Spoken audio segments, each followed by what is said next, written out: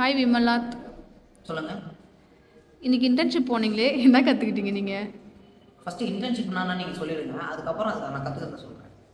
இன்டர்ன்ஷிப்னா என்னென்னா, ஒரு ஸ்கூல்லையோ இல்லை ஒரு இடத்துக்கோ நீங்கள் பயிற்சிக்கு போகணும். அதான் இன்டர்ன்ஷிப். அப்படிதான், அதுதான் இன்டர்ன்ஷிப்னு சொல்லுவாங்க. ஸோ ஓகே, இன்டர்ன்ஷிப்னா வந்து ஒரு பயிற்சிக்கு போகிற சொல்கிறாங்க. அது முழுசாக நம்ம வந்து அக்செப்ட் பண்ணிக்க முடியாது. இன்டர்ன்ஷிப் பண்ணுறது நம்முடைய எக்ஸ்பீரியன்ஸை நம்ம வெளில கொண்டு வரணும். ஒரு ஸ்கூலில் போய் அட்லீஸ்ட் ஒரு லைப்ரரியில் போய் நம்மளுடைய வந்து எக்ஸ்பீரியன்ஸை காட்டணும். அப்போ தான் நமக்கு அந்த ஃபியர் போகும், ஐ மீன் இந்த பயம் போகிறது. அதான் இன்டர்ன்ஷிப் பண்ணி சொல்லியிருக்காங்க. அந்த மாதிரி வந்து என் பிஎடுக்கு மட்டும் தான் இருந்துச்சு. ஆனால் அது வந்து எம்ஏக்கு அப்புறம் BA first year second year இதெல்லாம் கொண்டு வந்திருக்காங்க. புதுசாக கொண்டு வந்து இந்த மாதிரி எல்லாருமே பண்ணணும். இப்போ வந்து எம்ஏக்கெலாம் எப்படி கொடுத்துருக்காங்கன்னா 15 நாட்கள் மட்டும்தான் பண்ணணும் அப்படி கொடுத்துருக்காங்க. ஸோ இன்றைக்கி எங்களுக்கு வந்து ஃபஸ்ட் டேவாக இருக்குது. ஸோ இன்னைக்கு ஃபஸ்ட் டே பற்றி எப்படின்னு கேட்குறீங்களா? ஃபஸ்ட் டேயில் நீங்கள் என்ன ஸ்டூடெண்ட்ஸ் கிட்ட போயிட்டு என்ன நீங்கள் கவர் பண்ணீங்க, அவங்கள பற்றி என்ன புரிஞ்சுக்கிட்டீங்க, அவங்க சைக்காலஜி பற்றி எதாவது சொல்லுங்கள். ஆக்சுவலாக வந்து நான் வந்து இப்போது எடுத்து ஸ்கூல் வந்து எங்களுக்கு வந்து இன்டர்ன்ஷிப்பில் எங்கே கொடுத்துருக்காங்கன்னா நம்ம லோக்கல்லே தான் கொடுத்துருக்காங்க. ஸோ அப்படி இருக்கிறப்போ கொஞ்சம் கஷ்டமாக தான் இருக்கீங்க. கஷ்டமாக இருக்குன்னா எல்லாருமே தெரிஞ்சவங்களாக இருக்காங்க. அந்த இடத்துல வந்து நம்ம கொஞ்சம் கொஞ்சம் அப்புறம் ரெஸ்பெக்ட் இருக்காது. நம்ம நேம் விட்டு கூப்பிடுவாங்க சின்ன பசங்களாக இருந்தாலும். ஸோ அந்த மாதிரிலாம் இருப்பாங்க. ஸோ அப்போ என்ன ஆகும்னா நம்ம கொஞ்சம் என்னடா இப்படி சொல்கிறாங்க அப்படின்ற மாதிரி தோணும். அந்த இடத்துல நம்ம எதிர்பார்க்குறது என்ன எதிர்பார்ப்போம்னா சார் அந்த ரெஸ்பெக்ட் எதிர்பார்ப்போம். ஸோ அது நமக்கு வந்து சில டைமில் கிடைக்காது. ஸோ அந்த இடத்துல ஒரு என்ன மாதிரி ஒரு இருக்கவங்க அந்த மாதிரி லோக்கலில் போய் ஜாயின் பண்ணிட்டாங்கன்னா அவங்களுக்காக சொல்கிறேன். அந்த இடத்துல நம்ம கொஞ்சம் பொறுத்து போகலாம், கோவப்பட தேவையில்லை, அண்டர்ஸ்டாண்ட் பண்ணி போயிடணும். ஏன்னா அவங்க ஒரு சின்ன பசங்க. அந்த மாதிரி நம்ம ஸ்கூலில் போய் ஒரு கிளாஸ் எடுக்க போகிறோம் அப்படின்றப்ப நம்ம கொஞ்சம் படமாக நடந்துக்கணும்னு சொல்லுவாங்க. ஸோ இது ஃபஸ்ட்டு இன்சிடென்ட் நடந்துச்சு. அப்புறம் வந்தோடனே லோக்கலாக இருக்கிறதுனால வந்து நீ வந்து கிளாஸ் எடுத்துக்கிறியா அப்படின்ற சில தாட்ஸ்லாம் கேட்டாங்க. ஏன்னா அவங்க நம்மளை பார்த்துருப்பாங்க இல்லையா. அதுக்கப்புறம் நான் படித்த டைமில் இருந்த சார் வந்து எனக்கு வந்து ஹெல்ப் பண்ணி இப்படிலாம் இருக்குப்பா, என்னையும் பெருமை சொல்லிக்கிட்டாங்க. இந்த மாதிரி என் ஸ்டூடெண்ட் தான் அப்படின்னு சொல்லிட்டாங்க. அது கொஞ்சம் சந்தோஷமாக இருந்துச்சு. நம்ம வந்து இப்போ நம்ம வந்திருக்கோம் ட்ரைனருன்றப்போ எல்லோரும் பண்ண கஷ்டப்படுவாங்க. அது வந்து எனக்கு இப்போ நடந்துச்சுங்க. சரி, ஓகே. இப்போ நீங்கள் ஸ்கூலுக்கு போயிருக்கீங்கள இன்டர்ன்ஷிப்பு, இதுக்கு நீங்கள் இப்போ ஸ்கூலுக்கு போகிறீங்க அப்படின்னா நீங்கள் அதோட ப்ரொசீஜர் எப்படி நீங்கள் ரெடி பண்ணீங்க, அதோட இது கொஞ்சம் சொல்கிறீங்களா? இல்லை தெளிவாக. இப்போ நீங்கள் ஸ்கூலுக்கு வந்திருக்கீங்க, ஸ்கூலுக்கு இன்டர்ன்ஷிப் போயிருக்கீங்க. இப்போ நீங்கள் ஸ்கூலுக்கு போனோன்னா சைன் வாங்கணும், யார்கிட்ட சைன் வாங்கணும், எப்படி நீங்கள் அந்த லெட்டர் ரெடி பண்ணீங்க, அதை பற்றி கொஞ்சம் சொல்லுங்கள். ஸோ அதை பற்றி சொல்லணுன்னா ஸ்கூலில் வந்து இப்போ நீங்கள் ஜாயின் பண்ணணுன்னா கவர்மெண்ட் ஸ்கூல்னால் கொஞ்சம் ப்ரொசீஜர்லாம் கொஞ்சம் ஸ்ட்ராங்காக இருக்கணும். ஏன்னா அவங்க வந்து லெட்டரில் வந்து சைன் வாங்கி கொடுக்கணும், அப்புறம் சிஓட போய் சைன் வாங்கிட்டு வரணும், இப்படிலாம் வந்து ப்ரொசீஜர் இருக்குது. ஸோ ப்ரைவேட்டில் எப்படின்னு எனக்கு தெரியல. நாங்கள் சூஸ் பண்ணது கவர்மெண்ட் ஸ்கூல் சூஸ் பண்ணோம். அந்த இடத்துல வந்து நம்ம ஃபஸ்ட்டு வந்து லெட்டர் எடுத்து வந்து கொடுத்தோம், பண்ணிக்கலாம்னு சொல்லிட்டு சொன்னாங்க. ஒருத்தவங்கள்ட்ட சொல்லியிருக்காங்க போல இந்த மாதிரி சிஓட வாங்கிட்டு வாங்கன்னு சொல்லிட்டு நாங்கள் வந்து வாங்கிட்டு வரல. ஸோ அதுக்கப்புறம் என்ன பண்ணோம், திருப்பி வந்து லெட்டர் எடுத்துகிட்டு வந்து சாரில் சைன் வாங்கி எடுத்துகிட்டு வந்து கொடுத்தோம். ஆனால் சார் வந்து என்ன சொல்லிட்டாங்கன்னா நீங்கள் போங்க அந்த மாதிரி அவங்க அக்செப்ட் பண்ணிப்பாங்கன்னு சொன்னாங்க. ஆனால் அந்த மாதிரி நடக்கலை. அதுக்கப்புறம் நாங்கள் போய் அந்த ஒரு நாள் ஆச்சு அந்த மேனுக்கிட்ட சிஓட போய் சைன் வாங்கிட்டு வந்து மேம்கிட்ட இப்போ லெட்டர் கொடுத்துட்டு நம்ம ஃபஸ்ட்டே போகலாம்.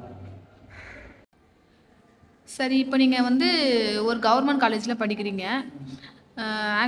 பேசிக்காக எப்படின்னா ஒரு பிஎட் காலேஜில் படித்தா தான் வந்து ஒரு ட்ரைனிங்கு, ஒரு 3 மந்த் ட்ரைனிங்கு அப்படின்னு சொல்லிட்டு போடுவாங்க. இப்போ நீங்கள் கவர்மெண்ட் காலேஜில் படிக்கிறீங்க, உங்களுக்கு எப்படி ஒரு இன்டர்ன்ஷிப்னு உங்களுக்கு அமுச்சு விட்டாங்க, நீங்கள் எப்படி அதை தயார்படுத்துனீங்க, அதுக்காக நீங்கள் எப்படி தயாரானீங்க?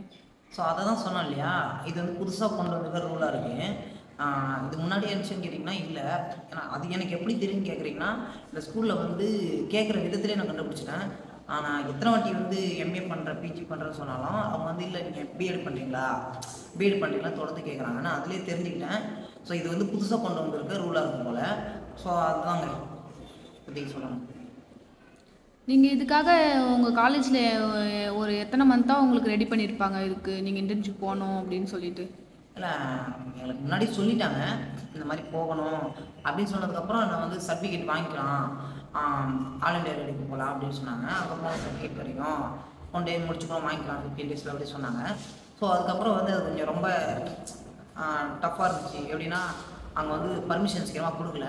அப்படின்றப்போ எங்களுடைய ப்ரொஃபஸர் என்ன பண்ணாருன்னா, இல்லை நீங்கள் வந்து உங்களுக்கு தேவையான லைப்ரரியோ ஸ்கூலோ தேர்ந்தெடுத்து.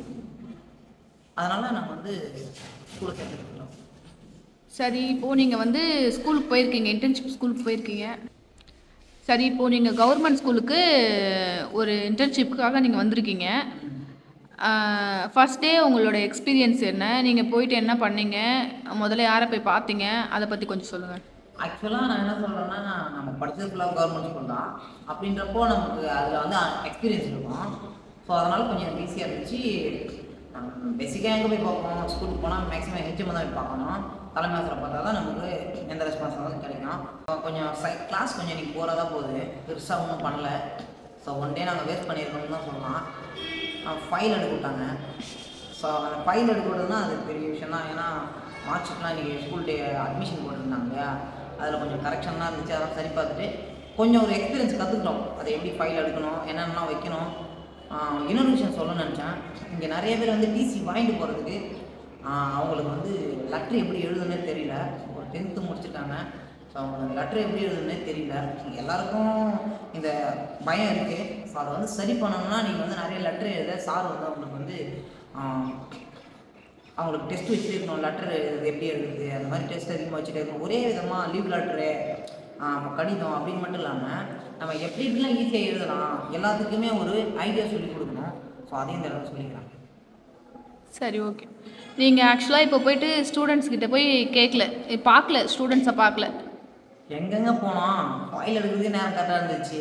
மதியம் ஆயிடுச்சு, 3 மணி ஆக போகுது. ஸோ அப்படியே டைம் ஓடிச்சு. நாளைக்கு கிளாஸ் எடுக்கிறோம்னு சொல்லிட்டு ஹெச்எம் சொல்லியிருக்காங்க. தலைமை ஆசிரியர் சொல்லிடுறதுனால நாளைக்கு தான் நல்லா இருக்குன்னு நினைக்கிறேன். சரி, நீங்கள் நாளைக்கு போயிட்டு இப்போது ஸ்டூடெண்ட்ஸை பார்த்தீங்கன்னா உங்களோட ஃபஸ்ட்டு கம்யூனிகேஷன் என்னவாக இருக்கும்? எல்லாருமே பேசிக்காக பண்ணிக்கிறது தான். அவங்கள இன்ட்ரடியூஸ் பண்ணிப்பாங்க. என்ன அப்புறம் நான் வந்து என்னை பற்றி நான் சொல்லணும் இல்லையா, அதான் நடக்கும். ஸோ அவங்கள எப்படி நான் வந்து ஹேண்டில் பண்ண போகிறேன் அது எனக்கு தெரியல. ஏன்னா நான் அந்த இடத்துலேருந்து வந்திருக்கேன். அது கொஞ்சம் கஷ்டமாக தான் இருக்கும். ஆசிரியர் பணின்றது ஒரு ரொம்ப கஷ்டமான விஷயம்னு நான் இப்போ தான் நாளைக்கு தான் தெரியும். ஈஸியாக கஷ்டமானது சொல்லலாம்னு நினைக்கிறேன். சரி, இப்போது ஸ்டூடெண்ட்டுக்கு ஒருத்தவங்க ஒரு மாதிரி மென்டாலிட்டியில் இருப்பாங்க. அதை பற்றி நீங்கள் என்ன நினைக்கிறீங்க? அதை எப்படி நீங்கள் வந்து ஒரு ஒருங்கிணைத்து நீங்கள் எப்படி பார்க்கணும் அப்படின்ட்டு நீங்கள் நினைக்கிறீங்க? அதுதான் சொல்கிறேன். ஒரு கை ஒரே மாதிரி இல்லை, ஒவ்வொருக்கும் ஒரு வேறு மாதிரி தானே இருக்குது. ஸோ அந்த மாதிரி எல்லாருமே இருப்பாங்க. ஸோ அதை நம்ம எப்படி ஹேண்டில் பண்ணுறோம் அப்படின்றத நாளைக்கு கண்டிப்பாக சொல்லுவேன். கண்டிப்பாக நாளைக்கு தான் அது சொல்ல முடியும். இன்றைக்கி எனக்கு தெரியல. சரி, உங்களோட பேஷன் வந்து அப்போ டீச்சர் தான்? அப்படிலாம் இல்லை. ஸோ காலேஜ் முடிக்கணும், முடிச்சுட்டு அடுத்து என்ன நிலைமைன்னு யாருக்கு தெரியும், எந்த நிலைமைக்கு போகிறோம்னு சொல்லிட்டு. ஸோ நிறைய காலம்லாம் இருக்குது.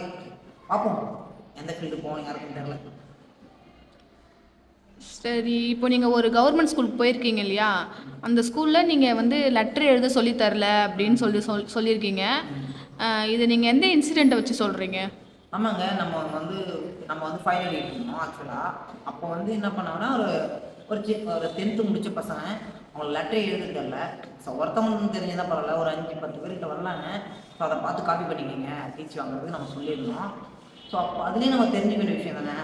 இன்னும் எவ்வளோ பேர் தெரிஞ்சிக்காமல் இருக்காங்க. லெட்ரு எவ்வளோ ஒரு இம்பார்ட்டண்டான விஷயம், நம்ம லைஃப் ஃபுல்லாக ட்ராவல் பண்ணக்கூடிய விஷயமா இருக்குது லெட்ரு. ஒரு பேங்க்குக்கு போனாலும் சரி, ஒரு எங்கே போனாலுமே நமக்கு வந்து லெட்டர்ஸ் தான் முக்கியம். அதை எழுத கற்றுக்கணும். பயத்தை விடுங்க. பயத்தை விட்டுட்டு நம்ம எழுதுறதுல வந்து நிறைய கான்சன்ட்ரேஷன் பண்ணுங்கள். ஹேண்ட் ரைட்டிங்லாம் முக்கியமாகவே இல்லை. உங்களுக்கு எது வருமோ அதை எழுதுங்க. தெளிவாக எழுதுனாலே போதும்னு நான் சொல்ல வரேன். சரி, உங்களோட ஸ்கூல் டேஸ் பற்றி கொஞ்சம் ஷேர் பண்ணுங்கள். என்னோடய ஸ்கூல் டேஸ்லாம் ரொம்ப மோசங்க. அதை தான் நீங்கள் பார்த்தீங்கன்னு நினைக்கிறேன். பிடி சார் கூட நான் சொன்னார் இல்லையா, ஸோ அவருக்கே தெரிஞ்சிருப்பான். ஏன்னா நம்ம எப்படி பண்ணியிருப்போமோ நம்மள மாதிரி ஒருத்தர் இருப்பான் கண்டிப்பாக கரெக்டாக. ஸோ அவனை எப்படி ஹேண்டில் பண்ண போகிறேன் அப்போ தான் என்னை பற்றி நான் சொல்ல தோணும். இப்போதைக்கு சொல்கிறதுக்கு ஒன்றும் இல்லை. சரி, உங்கள் ஸ்கூல் டேஸில் உங்களுக்குன்னு பிடிச்ச ஒரு டீச்சர்ஸ் இருப்பாங்க. எதனால் அவங்கள பிடிக்கும் அப்படின்ட்டு கொஞ்சம் ஷேர் பண்ணுங்கள். உண்மையில என்னை யாருக்குமே பிடிக்காதுங்க. ஏன் எப்படி சொல்கிறீங்க? உண்மையாலுமே என்னை யாருக்கும் பிடிக்காது. இப்போ வரைக்குமே என்னை யாருக்குமே பிடிக்காது. அது யாருன்னு தெரியாது. ஏன்னா நான் கொஞ்சம் துருன்னு இருப்பேன். அதனால் வந்து என்னை யாருமே வந்து ஏற்றுக்க மாட்டாங்க. இவன் வந்து அதான் சொல்கிறேனே, இவன் அவ்வளோதான்ற மாதிரி நடந்துப்பாங்க. நானும் அப்படியே கண்டுக்க மாட்டேன். பிடிச்சவங்கன்னு யாரும் எனக்கு இல்லை இது வரைக்கும். சரி, ஓகே விமல்நாத், இன்னையோட டே முடிஞ்சிருச்சு. நீங்கள் ஏதாச்சும் ஷேர் பண்ண விரும்புகிறீங்களா? அவ்வளோதாங்க. இன்னைக்கு ஒன்றும் பெருசாக இல்லை. இன்னும் டைம் இருக்கு, இன்னும் ஒரு 2 hours இருக்கு. ஸோ அதில் முடிஞ்சால் என்ன நடக்குதுன்னு சொல்லிட்டு கூட ஷேர் பண்ணுறேன். அப்படி இல்லையா இதோட முடிச்சுக்கலாம். ஸோ ரொம்ப நன்றி, வணக்கம். தேங்க்யூ.